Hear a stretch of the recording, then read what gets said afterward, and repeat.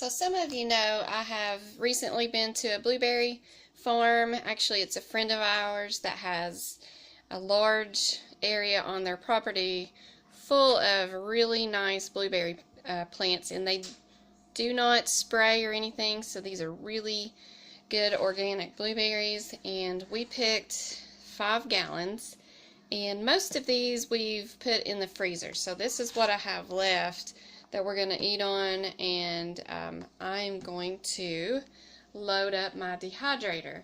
So I have not dehydrated blueberries before, but from what I understand, it does take quite a while, like 24 hours. So I am going to go ahead and load it up as much as I can to where it'll still dehydrate okay and get this going. So follow along.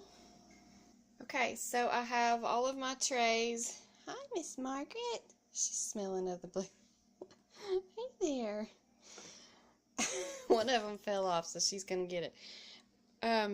So I have all of my trays loaded up, and I did them, you know, pretty thin. I don't want them to be too close together so that, you know, they can get adequate air. And then I left a few for cereal and yogurt and all that kind of stuff. So let's go ahead and get this thing started. Okay, the dehydrator that I have has a little book with it, and it gives you a little chart, and it says for blueberries 10 to 18 hours, so that's much better than what I had heard. So we are going to go ahead and get this thing started. Actually, I already have it on, and I am putting it at, let's see, 10.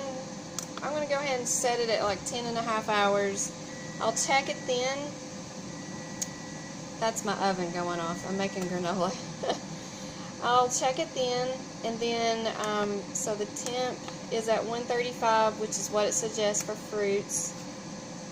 And then if it is not done at this, when it goes off in 10 and a half hours, then I'll add a few more hours and then just keep checking it to see. Because I have this one's pretty large. I have several trays in here. I didn't fill the top tray because I like to give a little space between the top and the bottom.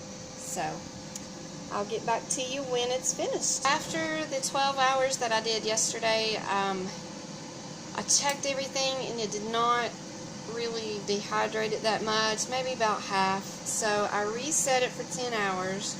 So then that would be like a total of 20 hours. So I'm going to show you, let's check the progress. They are getting harder.